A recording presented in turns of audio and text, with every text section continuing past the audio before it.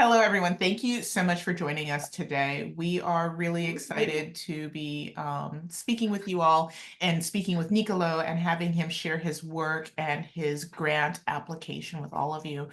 Before we get into it, Scott, I'm wondering if you'd like to kick us off maybe with a quick intro and a rundown of this year's grant cycle.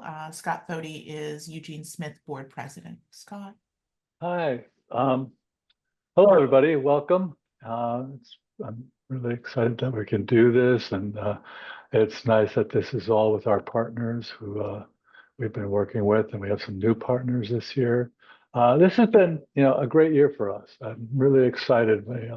A year ago, we were in a very different position, and now we're in a position where we were able to, this last month, raise the amount of the grants. Not the Smith Grant, but pretty much all the others.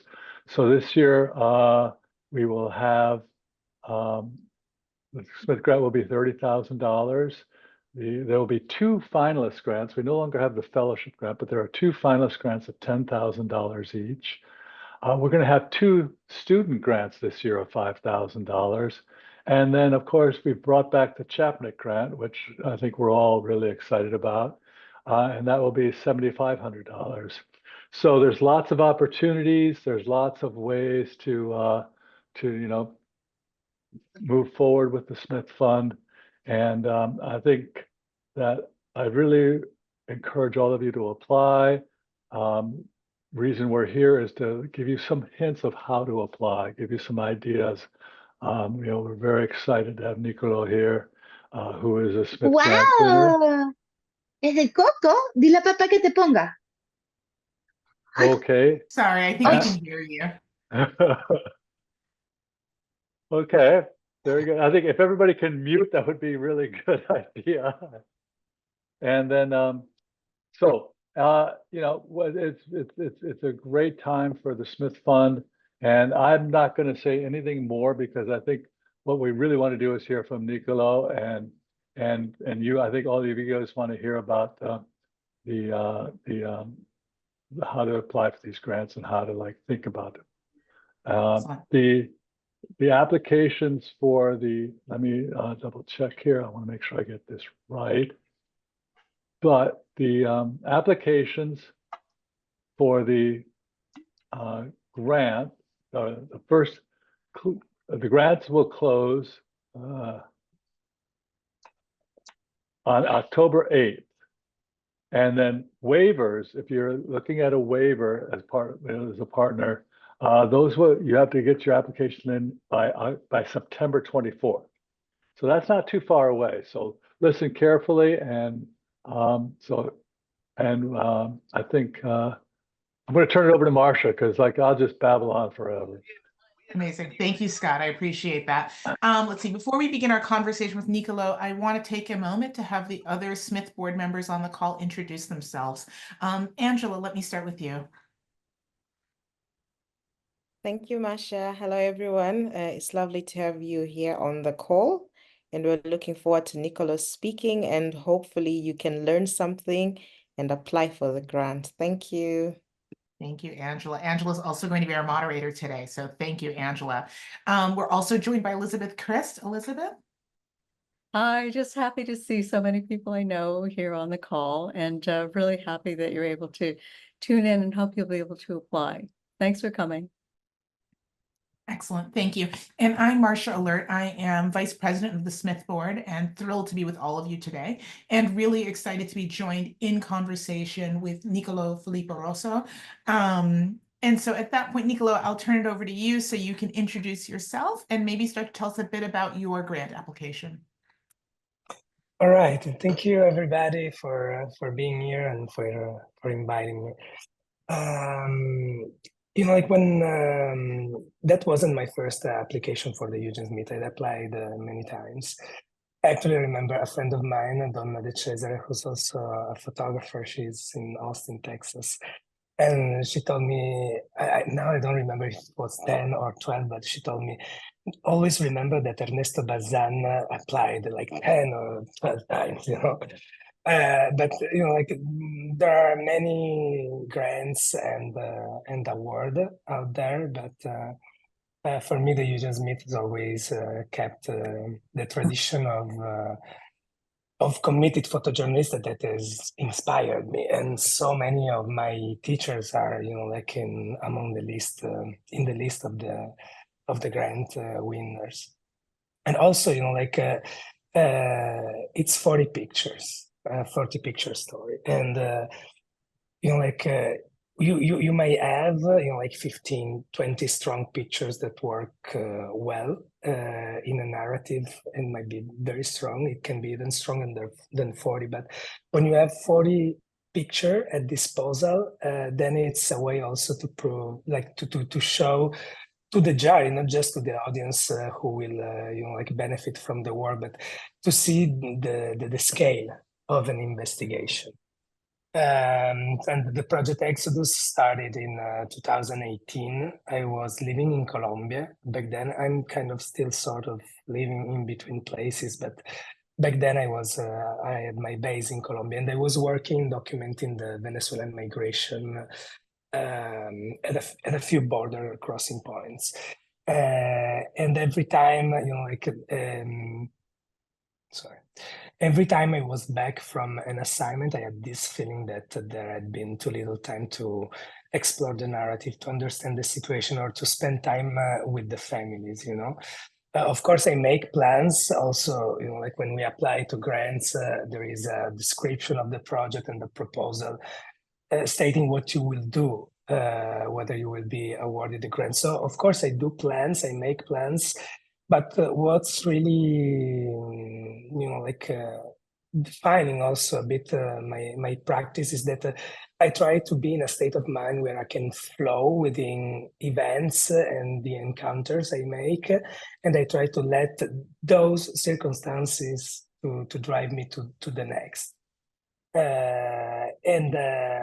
Because this way I have the sense that I leave the time to the story for it to reveal itself. And I think also that's a little bit the base of journalism and photojournalism. Like we go out there in the street, we see what's going on, and then we go back or we go somewhere else to show what we have seen. But what we have seen might be different from what we expected. In fact, I remember a call I had with Scott actually a few years ago, because among the things that I wanted to do with the grant, there was going to meet a few social community leader that I had met in Honduras and with whom I'm in contact with. But then there was a massive crisis at the northern Mexican border, and people were flowing in the United States, and there were families I had been traveling with, so. So in that moment, I was like, okay, I should do something, but the story is bringing me somewhere else, And when I started the project in 2018, I didn't know that it would have become a sort of mapping of all the migration across the continent. At the beginning, it was just Venezuelan migration. Then, thanks to another grant, I went to Honduras because I was supposed to document the aftermath of Hurricane Zeta and Iota. And there it's when all the first migrant caravans after the pandemic began, and then I just continued the journey with the people I was meeting over there. And that year, that was 7 months. I always worked for many months in a row or many weeks in a row. I remember I was in Honduras. It was around January 15, sort of, and I just dropped my things at a friend and told her I will be back in a couple of days. And instead, because I wanted to join the caravan for a few days and then continue with my work, and then I just continued with the migrants, asylum seekers, refugees, for 7 months, moving from Honduras to Guatemala and then Mexico, the United States, and then back and forth according to also what was happening, like in news-wise. let's say. And I don't know, do you want to go and see some Yes. picture while Yes, we let's see talk? some Yeah, photos. Yes, okay. let's see some photos. Thank you for that setup. I think that was very helpful. So again, like working on a 40 pictures editing, it's quite difficult. I mean, it always is, but you really need to have been in different places, because like in 20 picture, 15 picture, we can avoid redundancies. When we have 40 pictures, we have more space, and that is also an opportunity to show how we have been exploring, trying to translate a scene. Of course, there will be images that will stick to like the viewer memory more, but I think that's also something important. Like a photography can teach can tell us what's going on in a scene, but it can become also pedagogical when it talks about the relationship between the photographers, the protagonist of the pictures, but also other photographers, because then reading the pictures and how a colleague has resolved a scene can teach us a lot about how this person is moving, how this person is relating, how is the process, like of the photographer to find the right distance according to the situation that we are witnessing. So and Nicolò, I'm curious, sorry. Yeah. Nicolò, I'm curious if you go can ahead. tell us a little bit about this particular image or your first image there and how that became the first image in your sequence. Where are we? What is happening in this image and in this moment? So here we are in between Colombia and Venezuela, close to a town called Cucuta. It's Villa del Rosario. It's a dirt road, and it's a path that connects the two countries. So for the people, it's easier because they don't have to to show documents, and it cannot be detained. This is the first picture. Almost in every series that I present, because of its graphic. It's very clear what's going on here, and people are coming in front of us, so it kind of introduces us to the general topic. Like it's also like when. Of course, we have our own aesthetic about our relationship with the story, with people. But then, when as communicator, we have to think also about the multitude who might eventually look at the picture, and thinking of the visual memory that sort of we all have about migration and how it has been depicted. This is a picture that. In my perspective, then it's always personal, but it clearly states that we are talking about migration, and that there are people moving somewhere, and it's not an easy path, and that's for me enough. I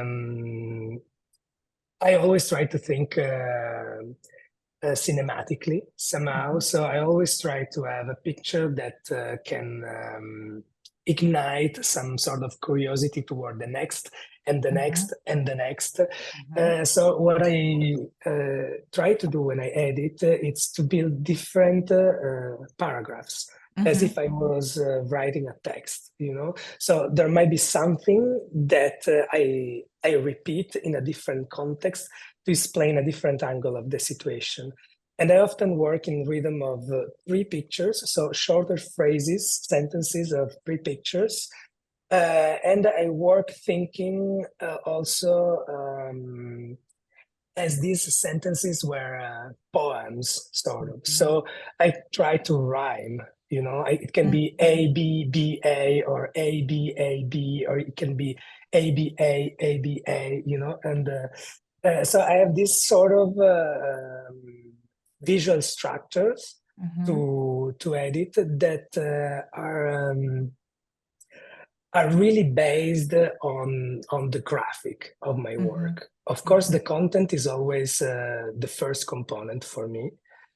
but I know it's there already. So when it's about telling it to somebody else who doesn't know about it, I think graphically, you know. So I really imagine that I'm telling a story with a video camera and mounting different scenes, also trying to leave, not to give all the information. I mean, it's pretentious to think that we can do that because it's almost impossible. But I really like to leave space. Also, when we talk about the single frame, I really like to leave space. I mean, not empty space without information, you know, but space for the eye to really explore a context and then get into the relationship between the context and the people in the pictures. So, you know, like for me, it's very important to have some space here and some space because, you know, like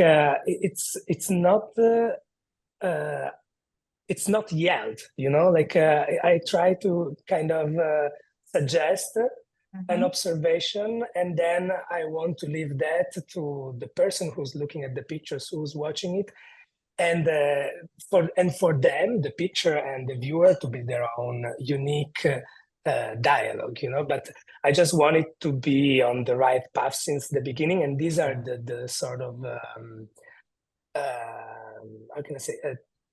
I don't know if technique is the right word, but this is the way I try to, you know, like overcome these questions and the obstacles that editing a story represent, because it's difficult, you know, it's like a foreign language, and we really need to force ourselves to think about it universally, you know, like there might be somebody speaking the same visual language, but let's try to communicate with more than one audience, you know. And if the photo works, it will probably works on different level of reading and understanding. I always, you know, like also when applying to grant, I always think about a process of reading and writing, reading and writing, reading and writing. And so you know, like and when it's about words, it's the same, you know. The better we write, it's because we read more, you know. Like when we read, we get inspiration, and then we find our way also sometimes to say things, you know, because you know, like there are photographers, for example, that might have inspired me, or bodies of work that really pushed me to decide to become a photographer. And I have those images and those stories in my mind, and sometimes I find myself in front of a situation that is very similar, you know. And then that visual memory sort of helped me frame him. And I'm not talking about, you know, like reproducing something that has been told already, but knowing what has been told. To be quicker, to be faster, to be more original in the way then you approach a situation and try to translate it, that so that other people will be able to understand those feelings that we have lived in that moment, you know. And it's a sort of I always think as photography is to me is I mean it's a therapy, is a process of self knowledge, self understanding. But you know, like it's also I read a lot of pictures, and sometimes I have the feeling to feel like how the photographer is and how the people in the picture were feeling, you know, as if there was a sort of essence that the relationship, that magic moment created. And then, you know, like as communicators, photographers, then if we try to maintain at least, you know, like in the workflow, a strong control over the picture, then that image, when it will be alone and having its own dialogue with anybody, you know, like with everybody, the picture will maintain that sort of spike, you know, and the viewer will have an information that goes beyond what's going on in the picture. And that's why we talk about humanistic photography. I was gonna say, I think that makes could I also say that's why I think that second image is such a wonderful.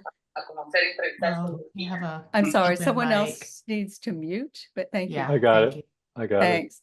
Could I also say that that is a wonderful second image, because after the introducing the whole concept of migration, where you're at a certain distance and you get more of the big overall picture, you then come in very close to get sort of the intimacy of the people who you're documenting, and you connect us, you know, your audience, with the emotions of the people. You were talking about the emotions. And I Yeah. feel like Yeah. that's so successful to create that rhythm, to have sort of the, you know, pulled back and then coming in close, and then you're coming back to a Yes. medium shot. So you're building that rhythm within. And I think that that works really well. Yeah, So, Elizabeth, I want to +1 that comment. And I also think folks probably want to see your full sequence, Nicolò. So Yeah. maybe if we just sort of move through the whole edit and see more of your wonderful photography, because I think, to your Yeah, point, yeah, to yeah, of Elizabeth's course. point, you do this beautiful job of building on the story, telling the story, introducing us to folks. So, Well, I think that's going better now, because I mean, thanks to the Eugene Smith Grant,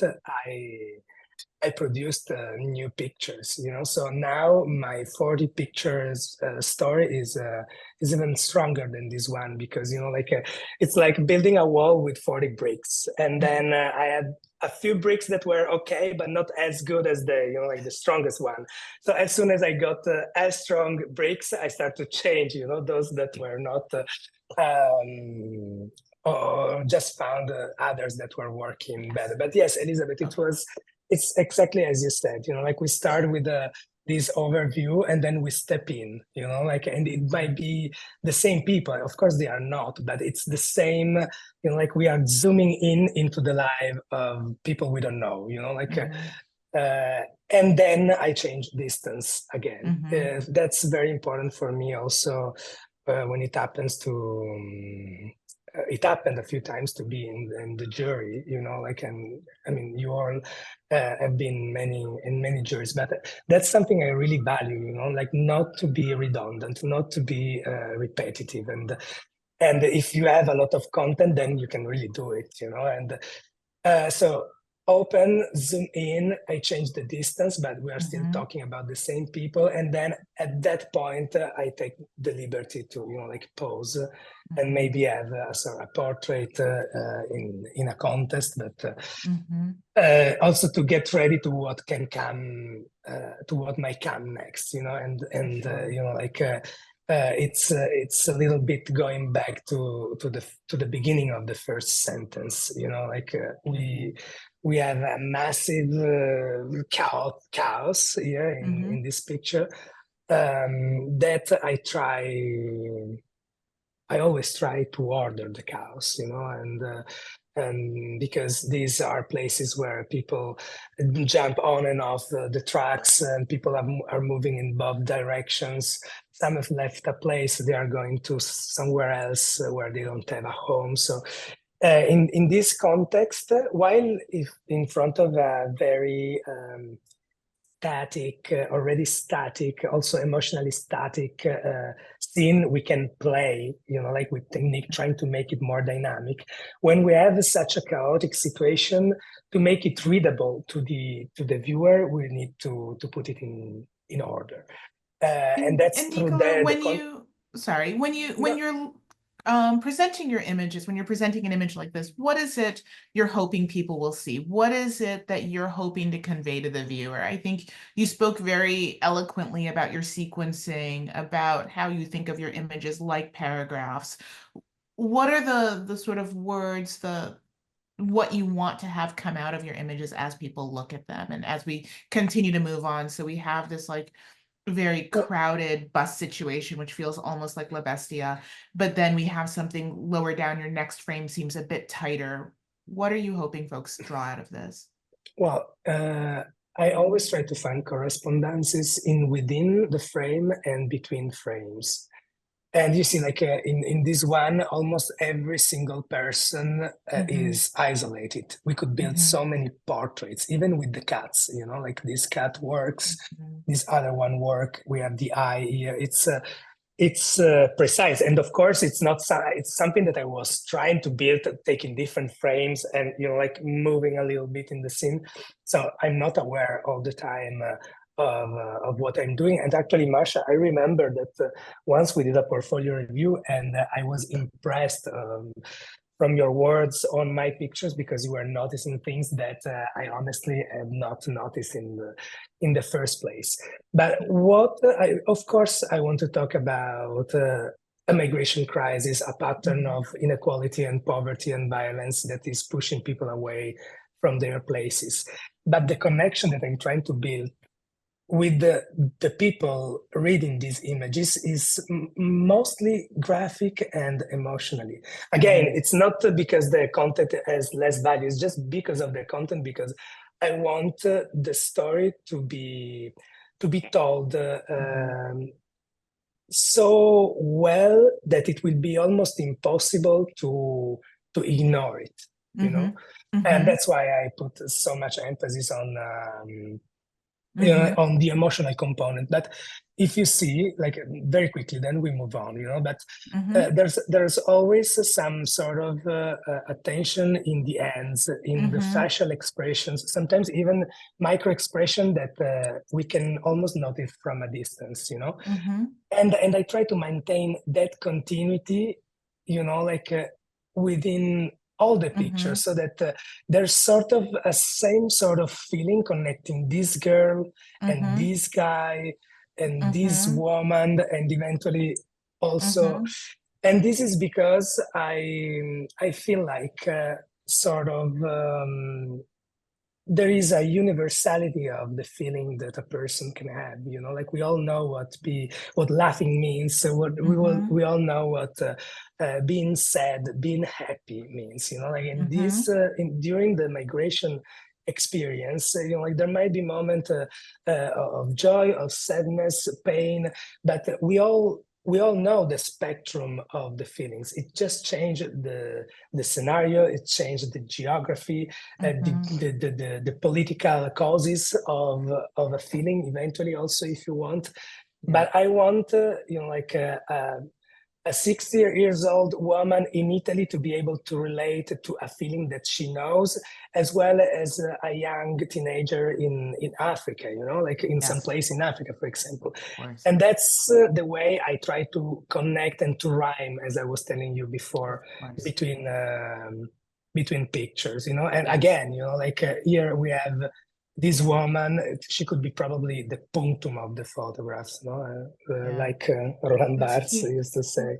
And then we have this, you know, like, so it's like an emotional fil rouge that I try to use as a guide to talk about, you know, like sisterhood, like in this case. And so you see, like, when I get closer, it's because the frame is getting filled, you know, but otherwise I'm gonna leave the protagonists doing their thing so that we can imagine also their story, you know. And you know, like of course there's also the juxtaposition in this whole project about being born and die, you know, like you were mentioning the other day, like all the countries that I have traveled to. Like this project, the Project Exodus, goes from Venezuela, Colombia, Peru, Chile, Argentina, all the Central American countries, and then Mexico and the United States. And these are journeys that might take weeks, sometimes months, but I met Venezuelan families who first went to Colombia, then crossed all the countries up to Chile, down to Chile, hoping that they would have found something better over there. And it took years. So they had a child who was Ecuadorian, another one who was Peruvian, you know. So the first year of somebody living on the move are you know, are forging the personality of millions of people, you know, like who don't have an horizon to compare their condition. They live often in precarious informal settlement with open defecation, lack of access to water, lack of education.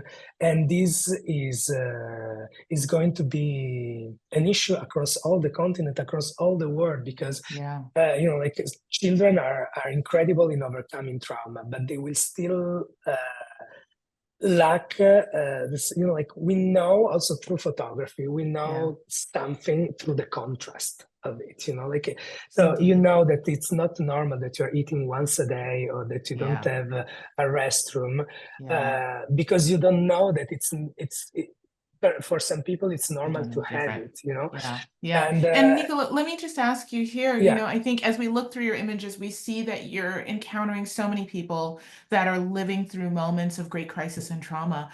How do you as an image maker build the trust necessary to make these images for people who, to your point, are eating once a day, do not have basic facilities, are living in difficult conditions, to say the least? How are you building trust with your subjects to make these photos?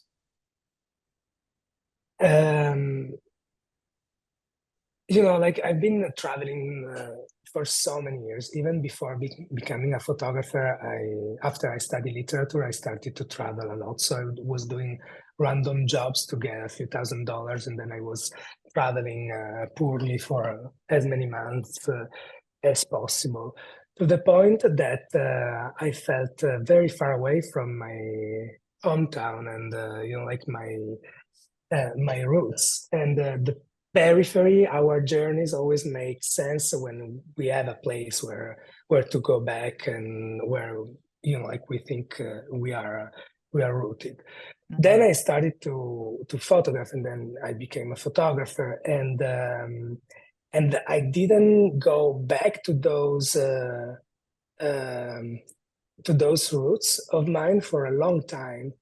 And the way I found I could cope with that was to have my own center with me all the time. Of course, I mean, we are humans, but really traveling so much and not having a base and a shelter, a refuge, taught me how to be myself always, most of the time, like so.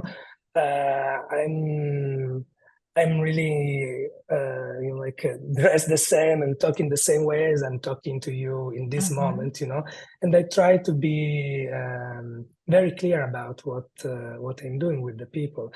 And like sometimes you get a strong feeling with somebody, but not necessarily that is the situation that turned into a picture, but again, I try to duplicate those. Sorry, Nicolò, I think we have an open mic that we just need to mute, Scott. I'm looking for it. Thank you. Thank you, Scott. Greatly appreciated for that one. Have you found it? I thought so. No, I don't think you did. It was Nancy, somebody. Yeah. Okay, so Awesome. yeah, And I mean, then- it's that thing, so I might get a strong relation with somebody, but then I try to duplicate it also with somebody I don't know, like, and after so many years, when I'm along the migration routes or with the people moving, I feel quite comfortable, like I'm amazing, almost part of the movement, so it's easy to relate with people. Of course. And as we continue, can I jump in real quick? Yeah. Just looking at time here, I want to. Yes. And I think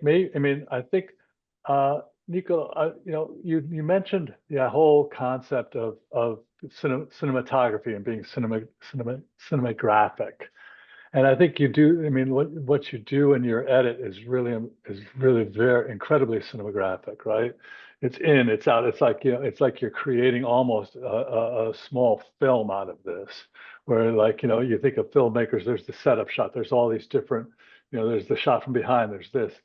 And I think it's really important to talk a little bit about the whole, that process because, I think that is where I think a lot of people in applying for grants and looking at grants, that whole idea of how you take people through these 20, 30, 40 images, how you're going to take the judges through that is incredibly important. And what you've been showing us, this whole moving in, moving out, moving the eyes around, taking us on a sort of like cinematic ride of your still images is you're not only a great photographer, but you're also a really great editor of your work, and sequencing.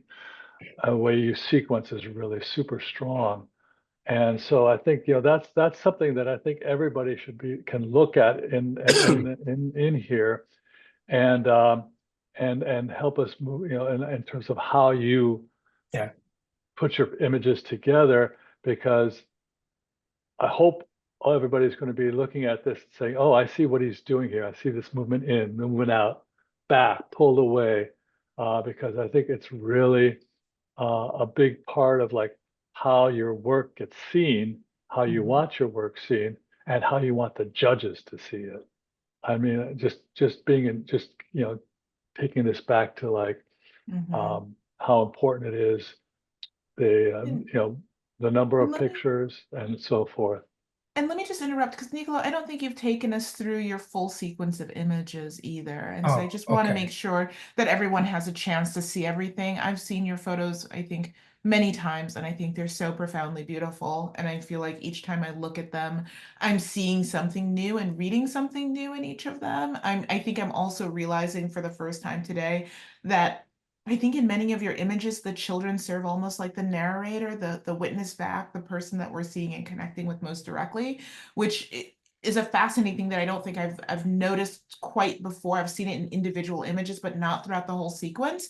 But maybe if you can just show everybody your full entry, I think that would be also really helpful. Okay, since the beginning. Yeah, let's just do it in a full Okay. run so folks can get a Okay. look at it. Okay. Boom, boom, boom, boom. Yeah, because we only have 1 or 2 minutes before we go to Q&A. So there are a lot of good questions already.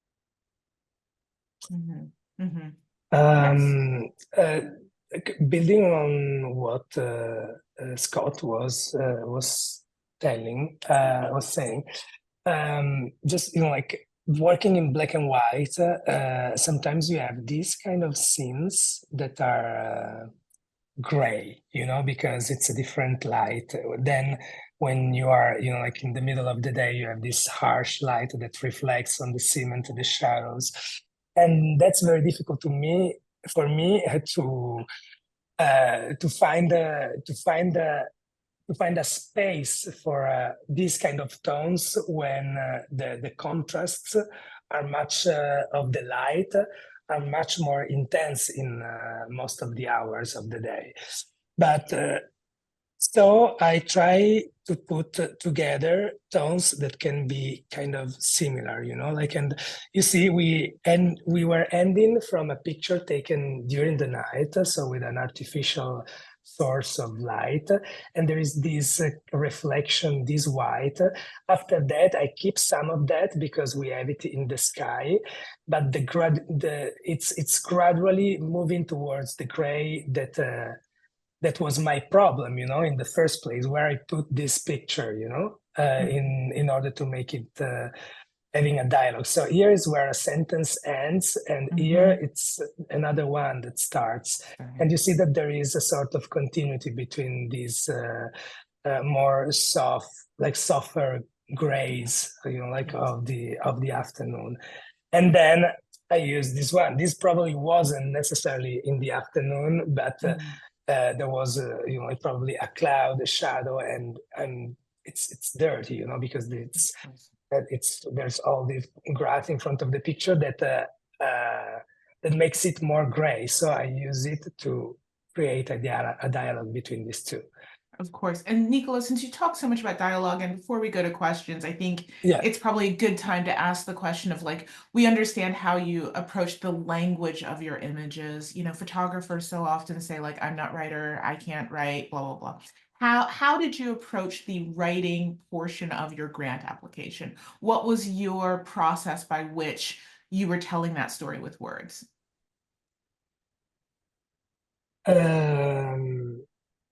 Well, again, like we write with photography and with images and words. One of the most important things for me is that if I'm saying something, if I'm writing something, there has to be a correspondence with what I'm Mhm. seeing, you know. Sometimes I read colleagues' proposals, and the proposals are great. The description of the story is great also, but then I don't see the pictures, you know, and it's mandatory that we go and do the picture. And then I always say I go to war with the pictures I have, with the soldier I have, you know, like, so, you know, like even this sort of all my vision of photography and the thoughts I have on my work, they come mostly afterwards, because in the first place, I'm just trying to take photo to resolve this situation as best as I can, failing so many times, and then I try to see what has remained visually of the experience that I lived, you know, because, you know, like in photography, you may have seen something, but if you saw it and you didn't translate it properly, I mean, it doesn't matter if you saw it or you live it, you know, you have to go back and take it and do it better, you know. And so it's very important for me that, you know, like we're always told, oh, for the Eugene Smith, for the Alexa Grant, for all these, you know, like important grant for documentary photography, you know, like be visually driven. Okay, so they Hang on, sorry, Scott, I need your help again, please. Sorry, if you can. Okay, great. Thank you. Be visually driven is what you were saying. Yeah, thank you. So we read a text and we can almost imagine what's going on later on when we'll see the pictures, you know. And when we look at the picture, I mean, we want that to be correspondent to what we have read, because then it talks about the feasibility of a project also, you know. It's not just that I have a good idea. I'm proving you that what I did is what I told, and what I'm writing that I want to do now with possibly, you know, like go in scale with what has been done before. I don't know if we have time and you want to have a look quickly to the text. I think a quick look at the text maybe, and some questions, because I feel like we have quite a few questions that have already come in, and maybe we can get to some of those and probably answer them as we're working through the text. But once again, thank you for your photos. I know your images are very beautiful, really compelling, effective storytelling for sure. So thank you for sharing them with us this morning. Could I mention one like split second thing, which is just for everybody to keep in mind? The one thing that really drives me crazy when I'm judging a lot of these competitions is when there's a disconnect between the words and the pictures. When somebody says, here's what the story's about, but that's not what the pictures are showing me. So just if you could keep that in mind, that would be helpful, I think. Of course. Yeah. And Nicolò, when you approached this, did you seek feedback from friends, from colleagues before submitting your grant application? What was that process like? Well, in general, I do that. I have a few colleagues I ask suggestions, but I've been doing it on my own more and more and more. And personally, I think we always need some help, and it's good to have somebody else to looking at our picture. But the job is that. I mean, the job is that. I mean, the job is do the picture, editing the picture, color correcting, black and white, write, put, and then build the story. And you know, like it happened also to me to be in a jury where a juror said, "Oh, but I know this photography, the work is great. It's just not well edited." But then you know, like it's important that we really. Yeah, so let me ask you, after hearing those words from another juror, how did that impact your approach to your own editing process, right? Did it change anything you did hearing those words? No, but I was sad because I put so much care in captions and writing, and sometimes I stuck for 2 or 3 days in a paragraph because it just doesn't flow as I would love to, you know. And you know, like I really appreciate when the jury notice the effort that photographers do, you know. Of course. Angela, are there any questions we should take at this point? Yes, we have some questions. Thank you, Nicolò. Your presentation has got people interested. We have question number 1 from J. Pamela. He or she says, Nicolò, you mentioned you applied several times for the grant. In what way did your submissions change or evolve with each different application to finally getting a winning application?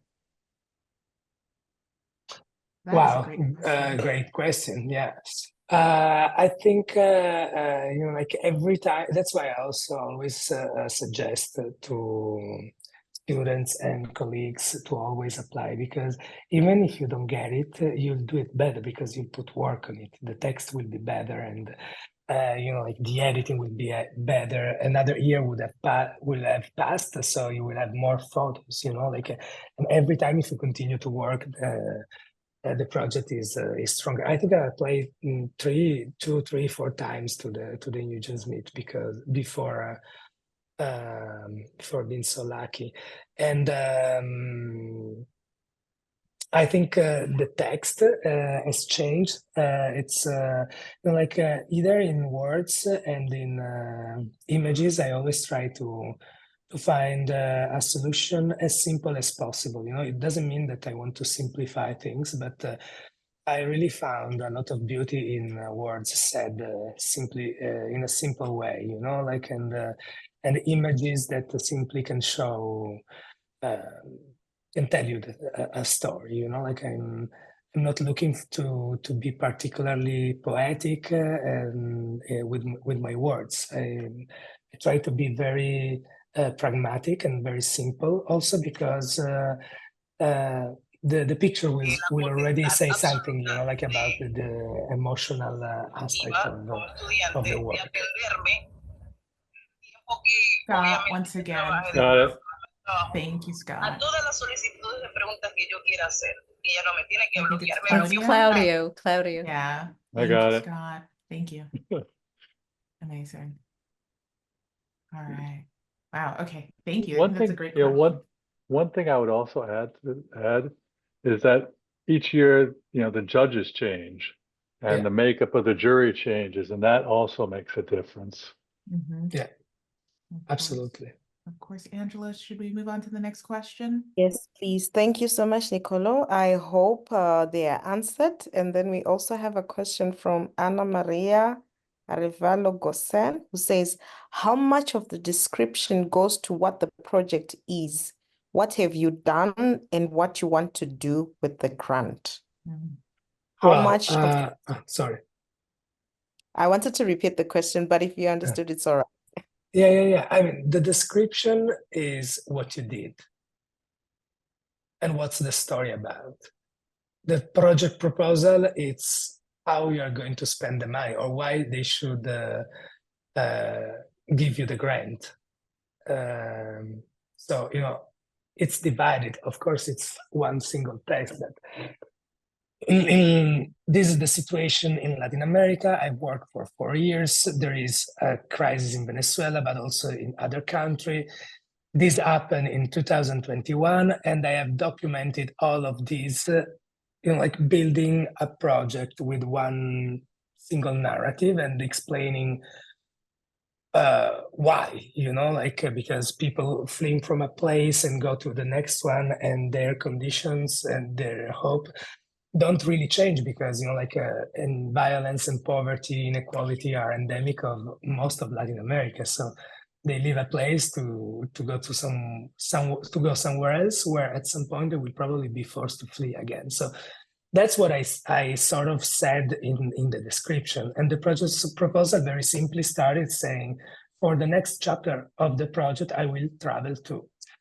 And I try to be, although I'm always insecure when I take pictures and about my work in general, when I apply to grants, I try to be confident, with telling things that I know that I can accomplish. But I don't say I wish I would. It's always I will do that or I want to do that. I've done this. This project is strong. I'm working a lot. So I think we can we can also do what we want to do. Like I think when we work for so many years on a story, and it's important not just for us, but for many more people. Then we can also dialogue with the jury and say what we need. And what we will do anyway. If you give me the money, the better. I will do it anyway. And I try to count how many times I use the word "I" anyway. I try to kind of mitigate an overuse of that word. Although, of course, especially in a proposal, it would be essential, But in general, I try. Sorry, Nicolò, okay. can you? I think that's such an interesting point that you just made about the use of the word "I."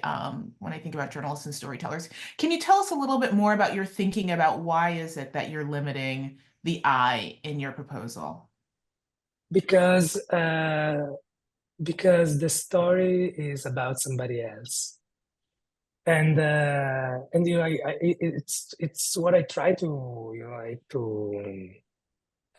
do at least. But then, of course, I also have to talk about what I'm doing, because if I'm asking for $30,000, I need to make sure that what I'm doing. But still, it's all about phrasing, okay, now I have traveled along the migration routes, but it's the second paragraph, the first paragraph, it's all about what this story is about. Yep. And then we have a third paragraph where I don't exist. And then I come back in the fourth paragraph, but after Hurricane Eta and Iota, I went to Honduras. So it's sort of, and that's the way I try to, but also because I think that the photos are, of course, I call them my photos, but they are not ours. We are there in a moment, and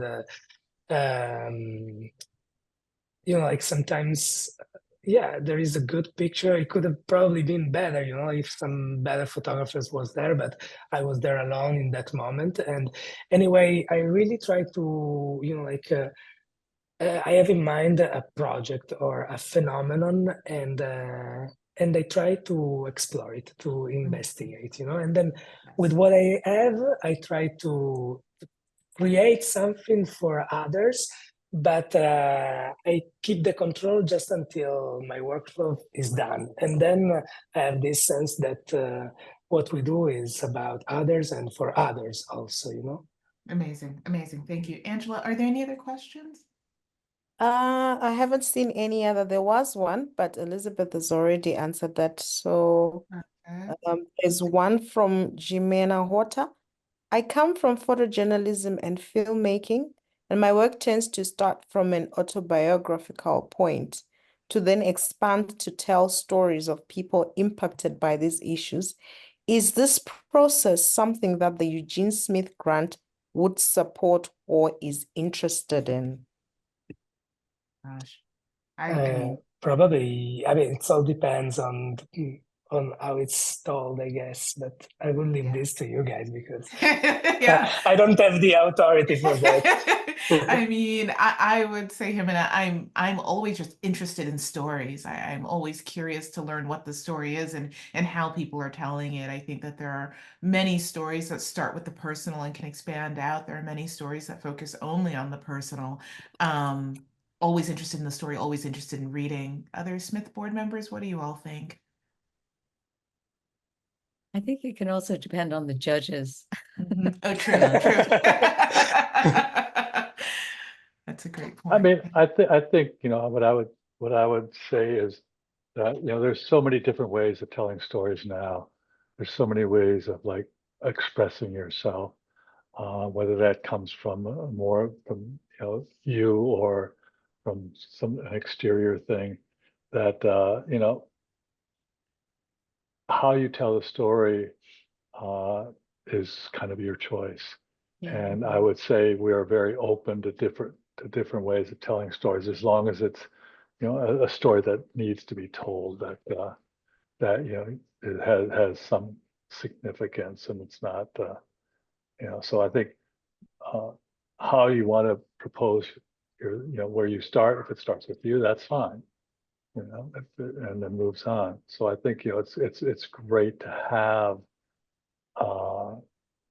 the sense that, okay, there is a freedom here of how you want to propose this story. It's not so confined as maybe it was 10, 15, 20 years ago. Yeah. Yeah. I think if you look at some of the recent winners too, in the last few years, you'll Mhm. see a real range. Somebody like Yael Martinez or Marisa or Tal, they might have a more personal, starting point. But I think it is true that the more you can touch on larger issues or more universal issues, I think that can be helpful also. Yeah, I mean, telling the macro story through the micro is always kind of a great way to think about things sometimes, because then it can be almost done. I did see whether Let there me was just say really quickly, I'll Oh. just add, that's what Smith did. The country doctor was a macro issue through the micro, Yeah. and always highly effective. And so just that. Yeah. Sorry, Scott, I cut you off. Oh, no. It's fine, Marcia. I still love you. What I was going to say, I saw that there was a question about budget. Yeah. And I get, I get to see all the questions actually, I answer all the questions that get sent to info@smithfund.org. And most often or not, they're about the budget. The budget, we don't need to see a line item budget or anything like that. What we really want to know is get some sense of how you're going to spend some of the money, but also be aware that the money is to free you up to do the story. Okay, to be able to spend the time that you need to spend on it. So if that money, in order to do that, if it helps you to use some of this money to pay your rent, that's fine. Buy food, that's fine. It doesn't have to be, everything does not necessarily have to go to film or this or that or travel. But what it has to do is to be able to use that money in order to give you the ability to finish and do the story over the next year. We don't expect to see okay, I'm going to spend $30 on lunch next week as I'm doing the story. But it really is about there's a certain trust factor that we put into it. Yeah. Where it's just really important that how you use that money is what is going to allow you to be Amazing. creative. Yeah.